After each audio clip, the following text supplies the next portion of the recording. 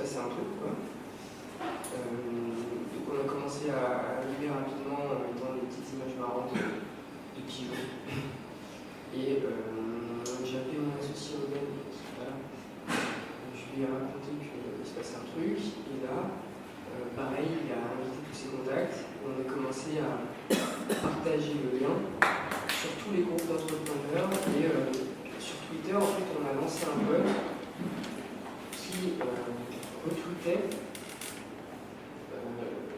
la page des pigeons à toutes les personnes qui partageaient ou qui avaient partagé le lien de Jean-David Chambrelin. Donc l'article. 30 fois. Non, pas 30 fois. Mais plus de 200-300 fois dans la soirée. Ça a pris toute la nuit. Toute la nuit, en fait, on a partagé sur tous les groupes d'entrepreneurs, sur tous les gens qui avaient partagé également l'article sur Facebook. Donc c'était vraiment du spam. Boum, boum, boum. On enchaînait comme ça. Je me suis couché à 4-5 heures du mat. Et le lendemain, au réveillon, il y avait déjà 700-800 personnes, il y avait déjà un souci dans la. Et l'idée, c'est que le lendemain, on a invité tous les gens qui se manifestaient sur la page fortement à rejoindre le truc et à partager à leur tour un truc de contact. En fait, on mettait tous les gens qui se manifestaient en admin, ils invitaient et on leur demandait à chacun d'inviter tout le monde. Comment c'est parti. Donc on a invité 15-20 personnes qui avaient des gros comptes Facebook, tous, qui ont invité tous leurs contacts à leur tour. Et à ce moment-là, c'est vraiment parti. Là, le soir même,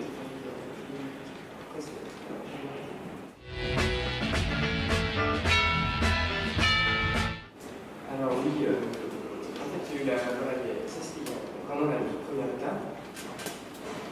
Alors pour le nom des pigeons, moi je trouvais ça marrant. En fait, au début, quand j'ai proposé, je pensais que c'était une blague. Puis la fin, c'est parti. Pour la phase 2, on va dire entre guillemets, c'est Jean-David, il me semble, qui a contacté ses propres réseaux, ses propres contacts. Il a eu un article dans le JDL et il a eu le IFM, et ça c'était une raison. Donc en fait, comment on s'est organisé concrètement, à la base, c'était juste Carlos et moi qui discutions par chat. On va dire dimanche, j'ai créé un groupe privé sur Facebook où j'invitais tous les gens qui voulaient participer au mouvement. Et voilà, ça s'est organisé comme ça. Donc il y avait une quinzaine de personnes. C'était Carlos aussi qui invitait. Très vite, on a utilisé ce groupe-là. Au début, il y avait personne qui l'utilisait. Et puis très rapidement, on commençait à utiliser ce groupe privé pour discuter. Et après, pendant tout le mois de protestation, c'était sur ce groupe que ça se passait. On était décidé. Temps de mobilisation entre vous, les entrepreneurs, les gens qui sont convaincus de votre idée, un temps sociétal, les médias qui servent de caisse de résonance, comment ont réagi les politiques et parmi eux les premiers d'entre eux, le président de la République, les premiers ministres, et est-ce qu'ils ont réagi tout de suite ou est-ce que ce temps de réaction a été plus long? Alors, il n'y a pas vraiment eu de réaction tout de suite. Je pense qu'ils ont dû voir le truc, mais sans le. Enfin, non, je sais pas, ils ont pas vu le truc. La réaction a été très simple, c'est-à-dire qu'il y a eu une annonce instantanée. Dès que tous les médias s'en étaient emparés, on savait que c'était mercredi ou jeudi, c'était 5 jours, tout de suite il y a une annonce, comme quoi le gouvernement reculait entre guillemets. En fait, c'était juste un fait d'annonce. Et ça, c'était pour montrer un peu le spam. Et puis aussi, il y avait le hashtag gentil. Ça, c'était comme en fait le mot pigeon était extrêmement pris sur Twitter, tous les gens qui pouvaient parler du mouvement, s'ils utilisaient le mot pièce pigeon, ça aurait été noyé dans un truc inintéressant, voilà. Et donc, le hashtag pour la crise, c'est Jean Pigeon. Et pareil, le compte Twitter, en fait, ça c'était un ancien compte même qu'on a transformé à l'occasion. Il y avait peut-être mis, il y avait 1400 followers.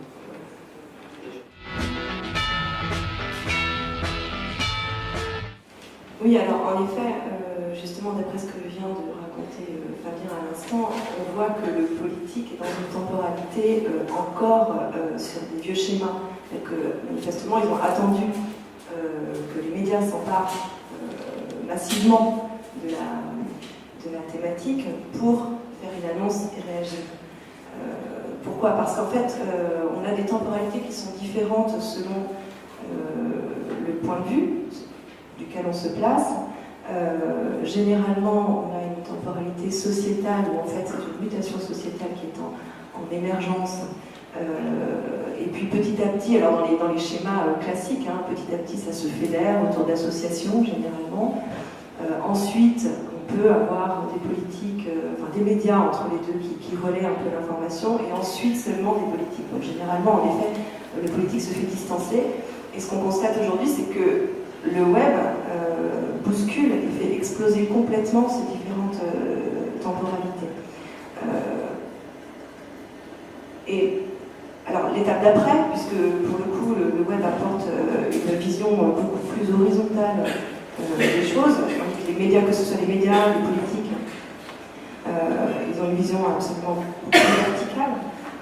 L'étape d'après, ce serait que, et c'est peut-être le cas, je ne sais pas, que du côté des politiques, on mette en place une véritable veille, un département veille des réseaux sociaux, et que dès les premiers signaux, ils puissent préparer, tout au moins, si ce n'est des réponses, tout au moins quelques arguments.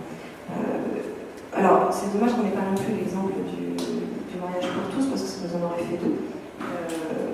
Et puis qui sont différents. Mais, alors je ne sais pas si je peux continuer encore. Oui.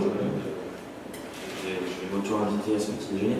Je vais peut-être dire un mot du mariage pour tous, parce que j'ai suivi un tout petit peu cette affaire.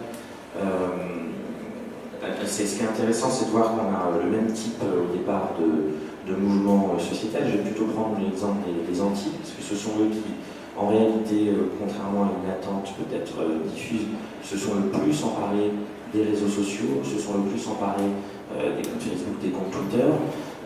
Ce que je ne retrouve pas forcément dans ce que tu as décrit, Fabien, mais ce sera l'occasion justement de voir si c'était aussi un des axes, c'est le côté disruptif, c'est-à-dire de la part des Antilles l'utilisation de codes qui ne sont pas attendus, et notamment, évidemment, un code couleur très gay-friendly, on va dire, un code couleur rose, une volonté d'afficher une personnalité inattendue dans le cadre d'un tel type de mouvement. Je pense à celle qui est très connue maintenant, qui s'appelle Brigitte Bardot.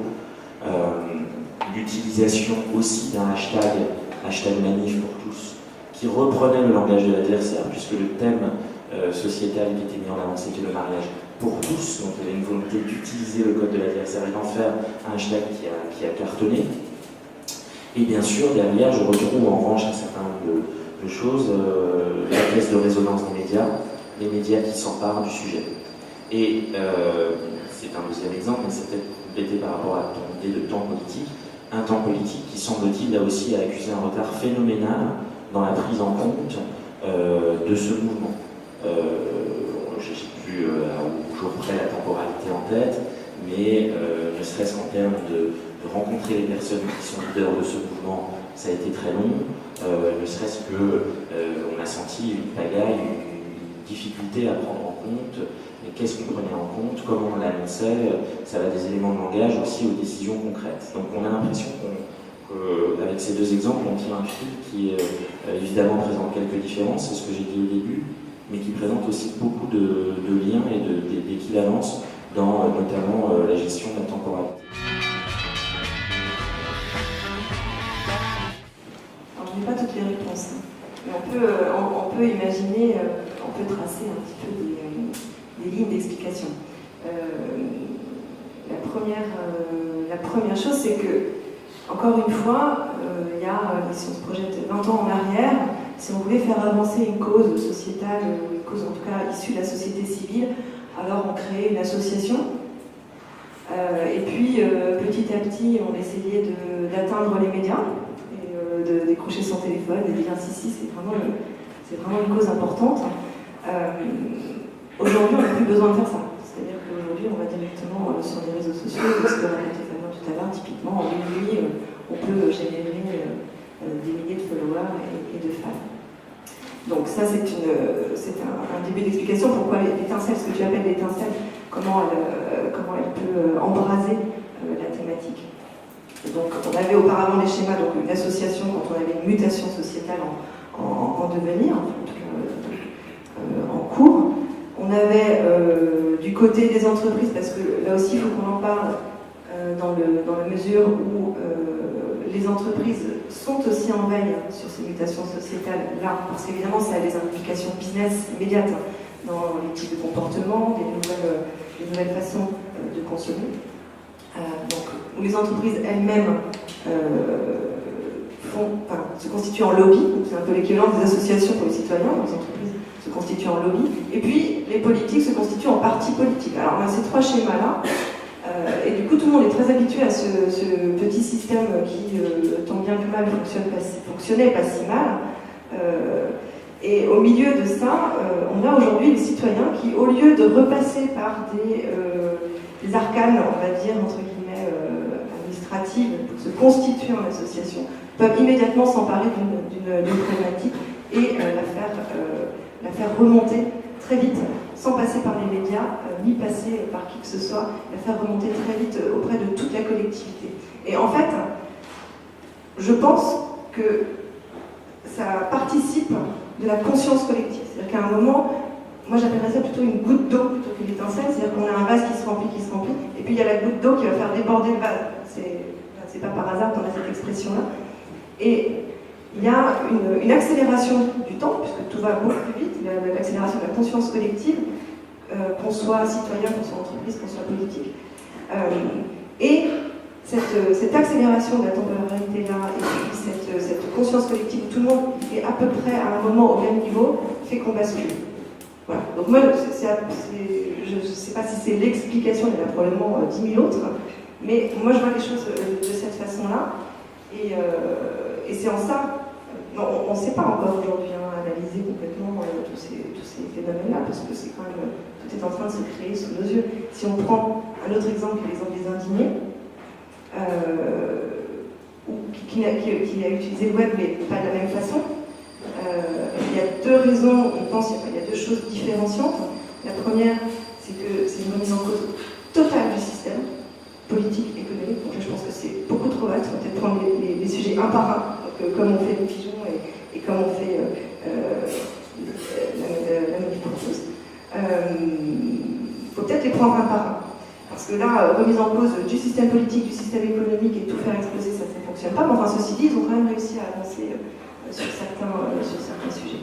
Donc, voilà. Donc, pour moi, c'est ça, c'est cette notion de conscience collective qui se met à niveau de tout le monde grâce aux réseaux sociaux, grâce au web de façon générale. Et puis, il y a des gens extrêmement actifs derrière tout ça pour justement alimenter le débat.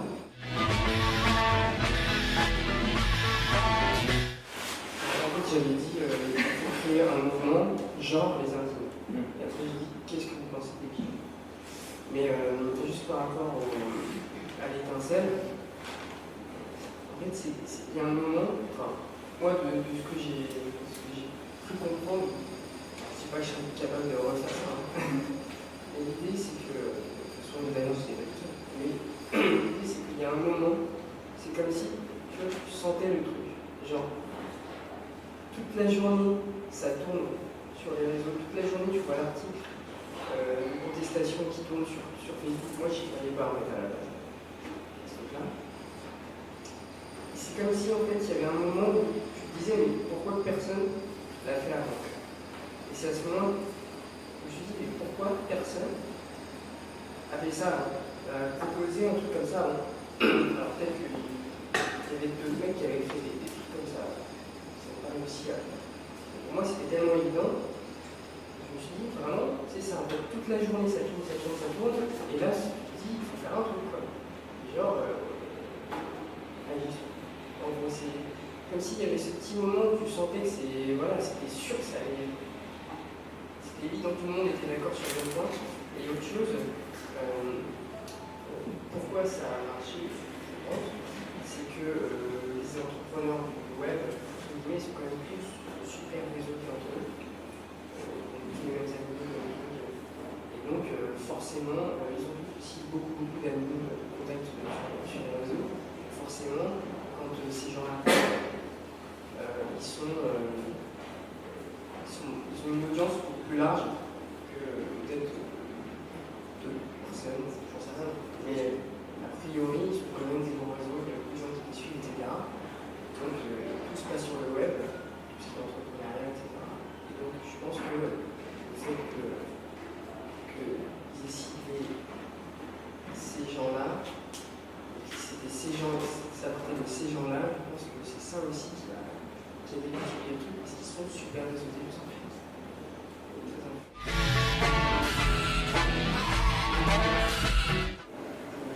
Juste pour revenir à un dernier petit truc sur le précédent, quand je disais pourquoi personne ne va pas, c'est parce qu'en fait l'injustice, elle était criante. Et donc à partir du moment où l'injustice elle est évidente, que ce soit un recul du gouvernement ou une adhésion massive à ce qui est en train de se faire, ça paraît presque naturel. C'est quand tu es témoin d'une injustice, voilà, ça c'est pas la même chose. Alors ensuite, une défense des entrepreneurs, etc. Au tout début, c'est carrément la page. On n'était pas très organisé et le message il n'était pas clair. Même nous on ne savait pas exactement. Il a fallu un peu de temps pour se recentrer sur les revendications. Il a fallu un peu de temps pour se recentrer sur les revendications, sachant surtout que, comme on était très nombreux au sein du groupe, ça partait un peu dans tous les sens. Et donc, tu parles de la phase 3 qui est... alors moi, je n'ai pas participé à cette phase 3. Mais en gros, l'idée, c'est que très rapidement, on a intégré dans le groupe des personnalités, donc Jean-David qui est intégré sur la page dès le premier jour, qui étaient des techniciens entre guillemets, donc qui étaient aptes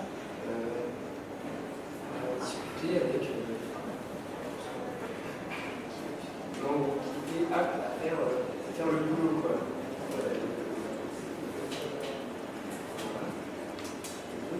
Et donc pour la phase 3, ça s'est passé derrière toute cette agitation, et ça il faut faire bravo. Oui, alors, en fait, je pense que l'exemple des pigeons, pour le coup, est un cas d'école.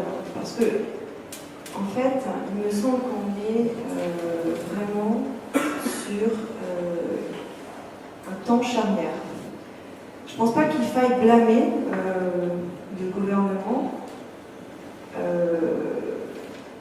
de cette hésitation et de ce qu'on pourrait appeler ce rétro-pédalage. Si on observe un petit peu comme la façon dont ça s'est passé, il y a eu d'abord une annonce, le projet de loi de finances 2013. Comme d'habitude, voilà, le politique annonce. Et puis, vous faites avec. C'est rare de remettre en cause de cette façon-là de façon aussi énorme, une décision politique. Et puis là, pour la première fois, hop, il y a une remise en cause qui ne provient pas de certains lobbies industriels, qui ne provient pas de l'opposition politique, mais qui provient de la société civile. Alors, pour le coup, je pense qu'ils essuient un peu les plâtres de ce type de nouveau schéma. Donc c'est pour ça que je dis, il ne faut pas trop les blâmer, parce que pour le coup, je trouve qu'ils ont plutôt pas mal réagi en quelques mois. Non? Tu ne trouves pas? Là, aujourd'hui, effectivement, c'est génial ce qu'ils ont fait hier, ce qu'ils ont annoncé hier. Maintenant, quand on revient sur l'épisode de Dijon, moi je trouve qu'ils ont très mal réagi, dans le sens où en fait, ils ont fait de la communication. C'est-à-dire que, en fait, ils ont tout de suite compris que, concrètement, ils avaient fait des bêtises, dans le sens contraire, parce que c'était complètement débile. Concrètement. Ils ont réagi concrètement, qui a réagi comment? Je sais plus qui a réagi, qui sont tous passés les ministres. Mais pour moi, ils ont très mal réagi à ce moment-là, parce que plusieurs raisons.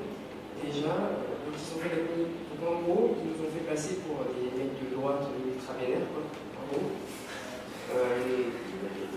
Ça, c'était clairement leur axe de communication. C'était nous faire passer pour des gars avec des cigares. D'ailleurs, ils ont réussi à imprimer. Les gens ont pensé que c'était ça. Déjà, c'était. Ils sont passés à l'attaque. C'était pas quand ils ont dit qu'ils reculaient. Très vite, tout le monde croyait que les gens c'était des mecs avec des cigares de droite assez lumineux. Donc, et donc, eux, ils sont passés en mode. Je réponds comme ça, je les attaque et je les dis. Ils se sont pas vraiment remis en question. Je pense qu'ils ont vite compris que ce qu'ils avaient proposé était injuste. Mais ils ont eu du mal à comprendre. À mon avis, Fleur Pellerin avait compris assez rapidement. Par contre, Cahuzac, c'est ça, Cahuzac, ici, ont eu plus de mal parce que je pense qu'ils étaient dans leur top, qui voyaient en face les gars super méchants. Alors qu'en fait, tout ce qui s'est passé sur les Dijon, je ne sais pas si vous avez vraiment suivi la page, bon, effectivement, il y avait des petites attaques un peu marrantes sur le land avec des images, etc. Mais les discours qui étaient très simples à chaque fois, c'était une phrase, une ligne très simple à comprendre, c'était, il n'y avait pas de délirant, quoi. C'était un truc censé que tout le monde pouvait comprendre. Et donc c'est là où ça les a déstabilisés, c'est que le message il était clair et qu'a priori même eux, ils le comprennent. Donc ils se sont dit, on est face à un truc, on a vraiment fait une connerie. Donc c'est pour ça que très vite ils ont réagi, parce qu'ils se sont dit, si on ne réagit pas, ça va partir en couille. Alors, des mobilisations longues, moi je trouve pas que ce soit long, je trouve que c'est extrêmement rapide. Enfin, pour le coup, on a oublié, mais là, c'est quoi? On parle de quelques mois, c'est dans la même année. Enfin, c'est très très rapide par rapport à d'autres temps auxquels on était habitué. J'ai lu hier, je vais vous dire un truc, j'ai découvert ça hier. Hier, il y a eu la signature par un certain nombre d'entreprises de ce qui s'appelle la charte de la parentalité. Alors, je suis allée regarder ce que c'est. En fait, c'est une charte d'engagement qui dit que les entreprises doivent accepter que les salariés soient parents. Alors, je trouve ça complètement incroyable. Alors, je suis allée regarder un peu plus. En fait, cette charte, elle a été élaborée il y a 5 ans. Déjà, ils ont déjà mis 5 ans pour la faire. Ensuite, ils se sont mis d'accord. Il y a 4 articles, hein, c'est hyper simple, vous allez regarder. Et ça a été signé hier. Waouh! Voilà, le fait d'être parent dans une entreprise, enfin depuis que le monde est monde, je pense que les parents dans toutes les entreprises. Quelqu'un n'est pas d'accord au fond. Voilà, donc pour resituer dans le temps. C'est quand même assez. Moi, ça m'a sidéré. Du coup, je me suis dit, tiens, je vais peut-être en parler demain. Voilà, donc j'en parle. C'est fait. Alors, oui, alors là je comprends. Hein, le facteur essentiel sur les pigeons, c'est qu'en effet, c'était profondément injuste. Mais la difficulté, et pour le mariage pour tous, c'est pareil. La difficulté, ceci dit, comme tu l'as très bien dit, c'était de faire comprendre que c'était profondément injuste. Parce qu'on s'inscrit dans un monde de représentation qui stigmatise l'entreprise. Qu'on soit une entreprise du CAC 40, qu'on soit une petite start-up créée il y a 1 an, 2 ans, 5 ans, 10 ans, on est dans les entreprises. Et on est en effet le gros patron avec son cigare, tous les archétypes qu'on connaît du chef d'entreprise et du patron. Enfin, donc, au fond, patron et chef d'entreprise, c'est ça la donc, en effet, le vrai boulot, là, il était de faire comprendre aux autres que non, c'est en effet profondément injuste et que ça ne concerne pas les grands patrons richissimes, enfin, qu'on appelle grands patrons. Donc ça, c'est le premier élément, profondément injuste. Et puis, donc, je reviens quand même sur ce que je disais tout à l'heure, parce que je vous trouve sévère avec les questions de temps, parce que moi, je trouve que ça va très vite. Et puis, je trouve sévère aussi avec les politiques, parce que, alors, pour le coup, ils ont fait leur projet de loi de finances, ils ont vu cet ovni incroyable, ils se sont dit, mais qu'est-ce qui se passe? On est remis en cause comme ça, personne n'est venu dans notre cabinet, a pris rendez-vous 3 mois avant, il faut quand même se remettre dans ces schémas, hein, c'est comme ça que ça fonctionne. Et là, hop, tout à coup, on a une mobilisation sur les réseaux sociaux. Alors, sur le moment, ils ont repris les vieux schémas, ils ont dit, bon, on va communiquer, on va stigmatiser, on va faire tout ce que tu expliquais tout à l'heure. Et puis, ça ne marche pas non plus. Enfin, ils ont essayé. Et là, aujourd'hui, ils annoncent, c'est quand même assez fort de dire, ok, on a compris, et on change. C'est pour ça que je pense que c'est charnière, et qu'ils sont eux-mêmes en train de s'adapter, et que tous les jours, ils s'adaptent, et que le prochain événement, la prochaine mobilisation sociétale, on ira peut-être encore plus vite. Et peut-être qu'avant même un projet de loi, quel qu'il soit, il y aura, alors, comment faire justement pour éviter cet aller-retour, cette opposition? Il y aura peut-être des consultations autres, plus organisées. Et quoi qu'il en soit, s'il y a une annonce de loi, je pense qu'ils ont dû mettre en place une veille, je ne sais pas comment, ils ont dû mettre en place une veille web, une veille réseaux sociaux pour être sûr.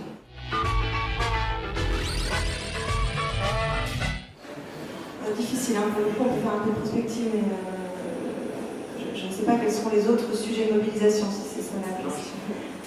Mais en effet, on observe en fait plusieurs tendances lourdes.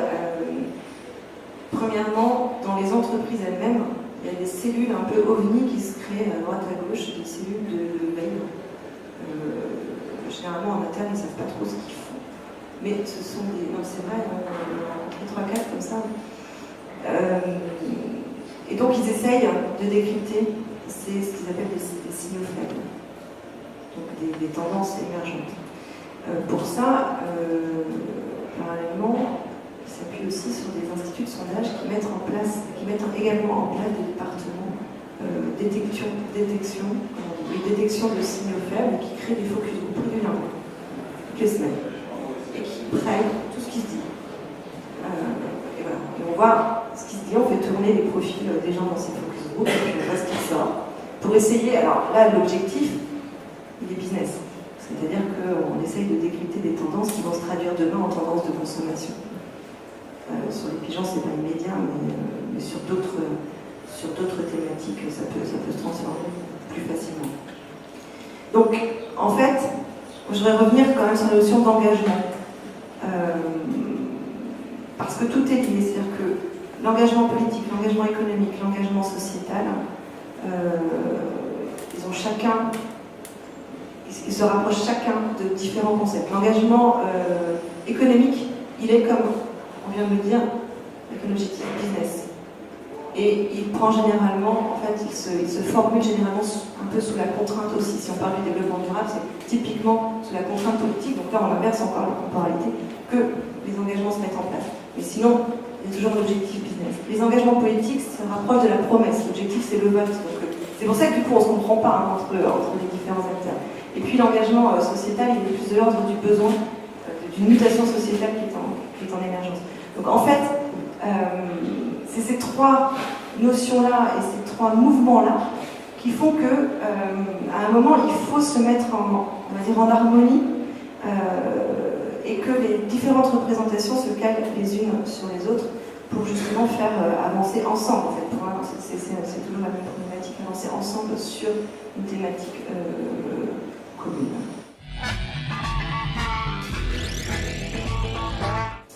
Alors, a priori, je pense après, j'en sais rien. Donc moi, je suis un peu actif dans le truc, donc je sais pas ce qu'ils ont pu faire.